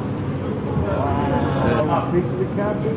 No, I understand that, but once you cross that gate and go behind those gates, it's restricted access. I didn't see there's not even a sign there. Look. It's restricted access. There's no sign there. Yeah, wait for the next one. Business attires and Goonies will stalk ya. Either way, you a New Yorker. I dug it out in my ACGs on my retro 3s. When it's hot, puff, snap back, winter 10 deep. Scully in the city, we the mice chasing cheese. And the pigs got the mouse traps. R.I.P. Chauncey Hartley. Life let him go from a heart attack in the crib. He had the studio. Every night we beat making music, pre-game until shows. He gave me my first show in Rockland County. He started my juice pack. Now I go extra hard with homies. Let me body the killer. He turned all my friends to ghosts. In New York, bring your toast. If you got that static, lights be flashing instantly. Your blaze start to poke. No Facebook, just straight crooks. No Facebook, just retro. I'm from New York. I'm from New York. I'm a New Yorker. I'm a New Yorker. I'm from New York. I'm from New York. I'm a New Yorker. I'm a New Yorker. It's playtime in the streets. This city never sleeps. We stay up that fast money. Keep us on our feet. Hey. I'm from New York. I'm from New York. I'm a New Yorker. I'm a New Yorker. I'm from New York. I'm from New York. I'm a New Yorker. I'm a New Yorker. It's playtime in the streets. This city never sleeps. We stay up that fast money. Keep us on our feet. Hey. Home of the diligent hustlers, period. Wall Street to the project strip. Hated by terrorists, visitors loving it. Bright lights when the city's lit. Proud of the city I roam. New Yorker, plenty be cloned. Sporting the Yankee, don't make it your home. Dudes be frontin', I tell by they tone. Chill, bro, your cover's been blown. Where I'm from, leave the stuntin' alone. Real criminals itching with chrome. Ready and loaded, put one in your dome. Play your position or make your decision. Live by the gun or fall back to submission. We keep it clicking, we steaming that kitchen that works so pure. You know we be fishing, stay living different. You do it, been did it. One of the truest wit written. My freestyle stay hitting. A life of chillin' and luxury living. Block parties, promiscuous women. Block work, you know we be sinning. Bite the apple, know why we different. I'm from New York. I'm from New York. I'm a New Yorker. I'm a New Yorker. I'm from New York. I'm from New York. I'm a New Yorker. I'm a New Yorker. It's playtime in the streets. This city never sleeps. We stay up that fast money. Keep us on our feet. Hey. I'm from New York. I'm from New York. I'm a New Yorker. I'm a New Yorker. I'm from New York. I'm from New York. I'm a New Yorker. I'm a New Yorker. It's playtime in the streets. This city never sleeps. We stay up that fast money. Keep us on our feet. Hey.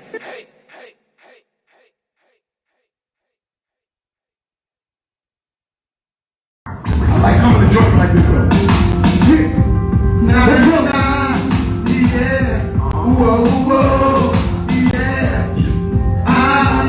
You know what I say? I'm trying to get it down. Only one thing been on my mind. Make it hit so I can shine. Staying on the hustle and staying only one thing been on my mind. Make it hit so I can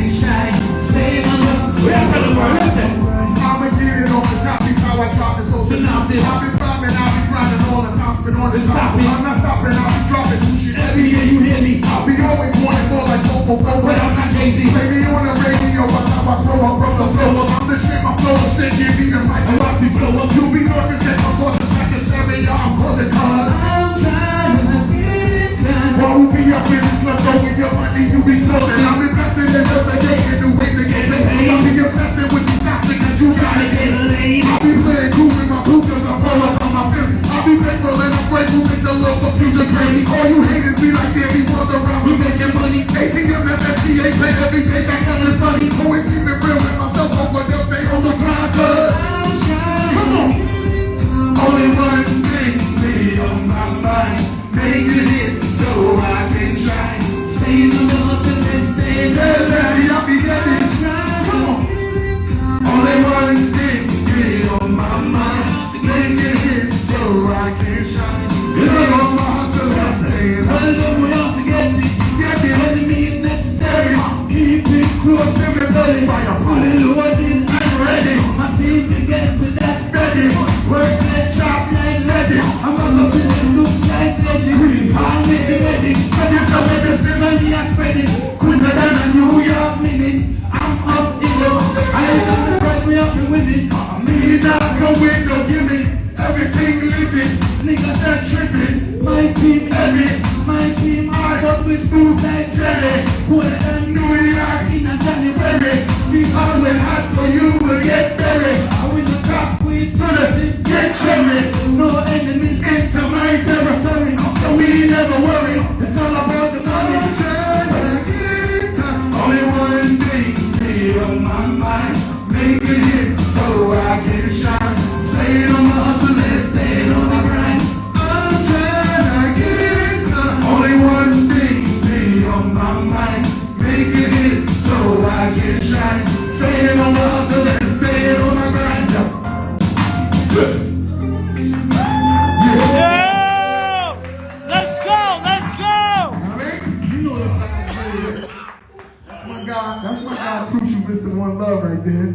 Yeah, he got a lot of shit going on. Like, he's a dope electro reggae pop Caribbean artist. Like, he's so dope. That's why we got nothing but hits. Like, yo, I'm telling you, it's about to be so fucking crazy. Like, hey, yo, so look, I got 2 more joints, and they produced by my guy right here, Blue DS, for Blue DS Productions. You know what I'm saying? I got my guy King Lyrical in the house. They gonna perform again too later. Right after this performance, I'm getting interviewed on this Miami station with DJ S. Let's go. I can't stay too late, you know what I mean? Like, that's why I'm going early instead of to stay later and shit. But I might just go out upstairs, do the interview on live, and then come right back up, depending on what happens. But I want to go into hey yo, I know we in Brooklyn, but I'm from Queens. So give me that hey yo. Let's go. Let's go. Of course, check. Who don't? Yeah. Come on. Hey yo, Queens get the money long time, make cash. I'm caught up in the hustle when the guns go blast. Queens get the money long time, make cash. I'm caught up in the hustle when the guns go blast. Hey yo, Queens get the money long time, make cash. I'm caught up in the hustle when the guns go blast. I'm full talented, so I had to take fast. Pull out my heat first, keep it out of G glass. Ain't nothing sweet, I never places in y'all running shit, then we're fucking feet. Hot steps, hit the right steps, from the right step, strong arm, road, you swinging short night, you know we hit, no rap, I hope me, I'll be gay, can't control me, left me, ready to take us, we ain't the jack, sound like Dennis, y'all be waiting on the song, but we taking like the rain, stay the 10 toes down, to the ground, I'll be the cleaner, for the walking over the hospital, the Queens is where I landed, these are my words first, Flush in, I rushed in, south, we outside, top the far rock, through the hard knock, that's the one that we the oldest, you can stick it, get the bitches, never murder, that you turn it out of murder, but only necessary, because the Queens was never ready. Hey yo, Queens get the money long time, no cash. I'm caught up in the hustle when the guns go blast. Queens get the money long time, no cash. I'm caught up in the hustle when the guns go blast. Hey yo, Queens get the money long time, no cash. I'm caught up in the hustle when the guns go blast. I'm from retaliated, so I had to take fast. Pull out my heat first, people out of G-Fast. Queens get the money spoken in society, the best they gotta be, recipe to that nigga prodigy. I remember when you and them shot at me. Over the robbery, the chain was only 10 carats, but it was heavy foolery. We were cool, we was young, but the controls, like I said, I didn't reflect. It was fun, we were weird in each other's house, we were hanging out in front. It was fun hanging out in the 90s. Memories of smoking weed in the basement of the dance school. We found at least like you were busy when they paroled you. You was ahead of your time, just like I ain't gonna hold you. It's got to take the pain on the face at the mirror. You was loyal to a hood that wasn't loyal back. You wrote that, book niggas was shook, it's none of it was back. From head to step, like I said, you were queen, and as a fact, they should have took some of these lame rappers and sent your ass back. Hey yo, Queens get the money long time, no cash. I'm caught up in the hustle when the guns go blast. Queens get the money, all time, no cash. I'm gonna bring the hustle with a gun, go blast. Hey yo, Queens get the money, all time, no cash. I'm gonna bring the hustle with a gun, go blast. A full-time nigga, so I had to think fast. Pull out my heat first, you pull out the heat last. Let's fucking go! Let's go, man!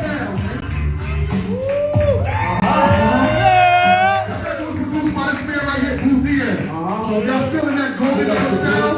He's doing that shit right there. He's feeling that golden era sound. You know what I'm saying? I'm gonna do my last joint and then I'm gonna go get in the car and get ready for this interview. I got till 10:30. This is my last joint right here. It's called Girl Baby. This record heating up out here. This shit heating up, y'all. Come on, King Lyrical.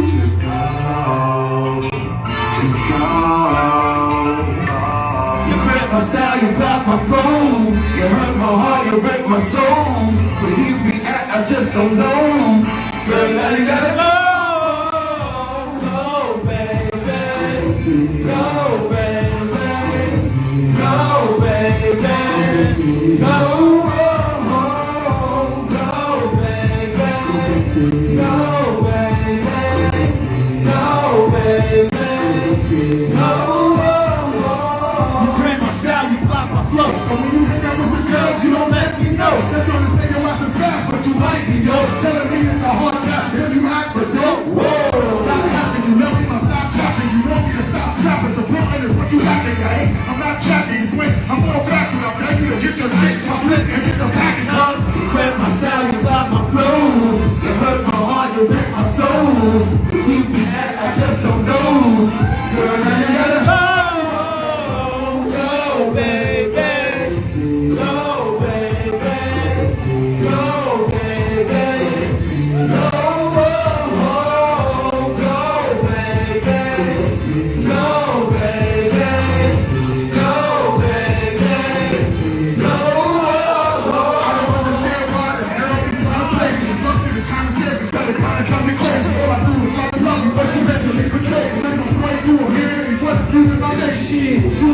I think it happens to weakness. Because the pockets are deepest. Who was trying to be with sweetness? But the sour love got me smoking sour bud. And I want you out in the hour. This relationship is a dog. You hurt my style, you block my flow.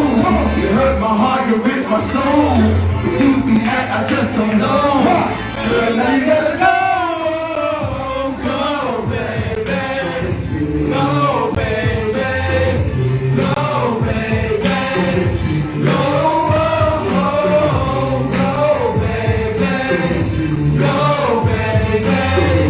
Go, baby, go.